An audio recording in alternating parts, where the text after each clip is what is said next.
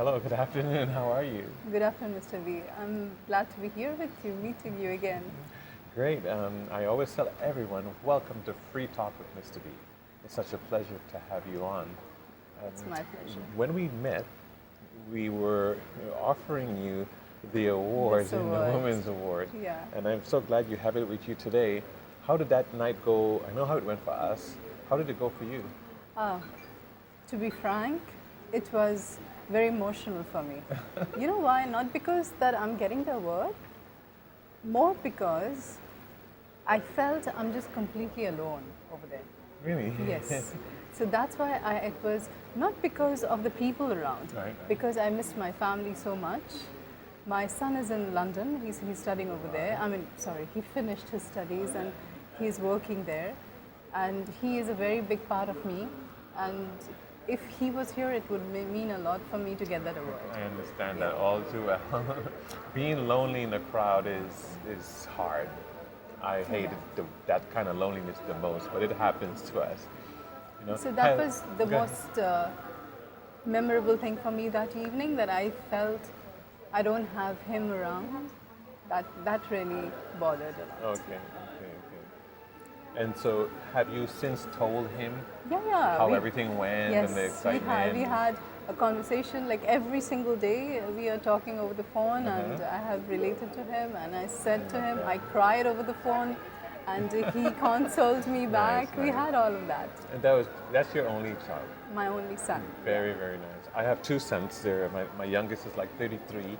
My one is 24. Oh, okay. Yeah. And so younger. Yeah.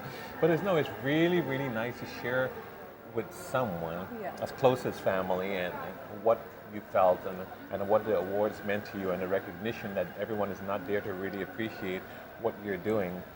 And you said you cried over the phone. Yeah. So I want to put you on the spot with this one. What's your opinion of crying relating to health? As we all say, it's the same for me. It's nothing different. It's catharsis. What is the word? Catharsis. Catharsis. Yeah. Oh, I never looked at that word. Tell me. Catharsis is a release, healing release. Ah, you see? Beautiful. Let's talk about that. Catharsis as a healing release. Yeah. Because the reason I brought it up, there was another event we were at, and it was very, very emotional, and I started crying. And I was feeling the stress of the moment, and I needed to get it out. And so that's what I was going through, a form of release called catharsis. Nice. It is, during healing sessions, we really look forward to this moment where the catharsis happens. That means the person is connecting to the soul, and then whatever is stuck there is just coming out. I see. And that would be the I guess the doctor's goal anyway, is to start freeing themselves of what I call a burden. It could be, it could be a moment of laughter too, as much as it is crying. It's just how the soul wants to release the stuckness. And we always don't laugh when we are happy. Do you realize that? We laugh at different times also. When we are sad, sometimes there is this hysteric laughter that comes out. Right? Right. So that is also catharsis. I do that by myself. The hysterical laugh. Everyone will think I'm going crazy. But we need to have these forms of catharsis, forms of, from a medical perspective too, and from your doctorate approach, you're actually encouraging this then. Definitely. We are looking forward to this moment where the client is connecting to herself or himself. And it's a beautiful time in the healing sessions. So before we got to that point, what does a client, let's say, what would they say they have or feeling or going through in order to come to you in the first place? So all the time and every time, it is something that they personally don't have the resource to overcome. I see. Where will they find you? How would they look up your name, for example, to say, I'm looking for help, and I would go to... You know something? I believe in this totally, that whoever needs or it's time for them to heal, they'll find someone. Whether it's me or someone else, whoever it is for them will arrive and the connection will happen. Okay. So some of my other interviewers, I asked them also to tell their webpage and how they can be reached, because you do take on new clients, right? Of course, every single day. So maybe we can say who you are. How would they find you? I am Sharmishta Mitra, and I work at Illuminations Wellbeing Center, JLT. You can find me on my website, personal website, at www.mindsolutionsworld.com, as well as on the website of Illuminations World. I'm there 5 days a week to help anyone who needs my expertise and my skill set to overcome whatever you're going through in life. It doesn't have to be health, it can be mind, it can be relationships, it could be anything that you feel stuck and you need some help to overcome that, and I will be glad to assist you. So then they should be prepared to laugh if needed. If needed. They should be prepared to cry if needed. If needed. Or release whatever anxieties way, or sometimes issues. It's, I'm also a trauma therapist. A trauma therapist, yeah. Okay. So I help people release trauma from cellular memory, from the body. Wow, interesting. Yeah, so it could be a stuck trauma, emotional trauma that left a memory in the body long time ago. It doesn't always have to be a physical trauma or an accident or something terrible. It could be just an emotion that, at that moment, that emotion caused a contraction in the body. Right. And that contraction is the memory of the trauma that seals inside. And it comes back. It comes back. I know it comes back. It comes back. There's a recursion. I'll let you say it. What are some of the things that might make it come back, for example? Triggers. Yes, I know. We call it triggers. What are some of the triggers that might make the memory come back? The emotion that we felt during that trauma, if we feel anywhere, anytime in our life, the same recursion happens over and over Because I tell again. people that sometimes. I didn't know I was giving them advice, because I just think it's real. I said, if you smell something, the same thing you smelled at that moment, it will trigger your, what kind of immune response, or what other kind of body response we call it? Which one? The same response, I don't know the medical term, but if I smell certain things, it brings me back. I have certain things I can hear. It would bring me back to 1975 because I remember what happened there. Definitely, because I even know the year, and I it's didn't a body know. memory, right? The body seals the memory connected. It's not the smell or the sound; it's the emotion always. I know. There are like if you had been a child eating a chocolate cake, for example, on the table, there was a family gathering, and then a bad news comes. Say someone had an accident while you were eating the chocolate cake. Right. So what happens, the person can have allergic reaction to chocolate cake for all their lives. Wow. This is amazing because I feel it. I've heard other people who experience it, but we don't always know what it is. Yeah. And so later on, say the client is 30 years old, he comes to me for an allergy for chocolate cakes. And he forgot everything that happened in the past. Right, Obviously, right. we have this beautiful mechanism called defense mechanism, which makes us forget all the trauma so that we can go on with our lives. that sounds like me. You're going to make me either laugh or cry right here. Because I have a lot of these responses to things in my life, from smells, from sight. And I'm such an emotional person, I trigger. Even if I thought that's what it was, I trigger. And so people, should we fix that? Is this something we should fix? If it's bothering you, of course. Okay. As long as it's not bothering you, no need. Okay. Carry on with life. But it's good to have a knowledge and understanding of what things are. So I have created a program. I want to talk to you about it. It's called Decode You. Okay. D-C-O-D-E, decode, Y-O-U, you. Wow, yes, I understand. This is a program to understand yourself. So most of us, I would say 99% of us on this planet, we are running on autopilot. I would imagine. Autopilot as to we don't know why we do what we do. So in this program, the Decode You, I'm going to help you to understand yourself, who you are really. Why do you do what you do? Why do you think the way you think? And why do you feel what you feel? Once you understand yourself better, what you're actually doing is you're making your unconscious conscious. That's what it is. And the whole process, the journey of life, from birth till death, is to make the unconscious conscious. And what we call enlightenment is when you are totally conscious, totally aware of who you are. So probably one day, all of us holding hands together, we can arrive there. Yeah. And we don't have to wait for centuries to get one Buddha.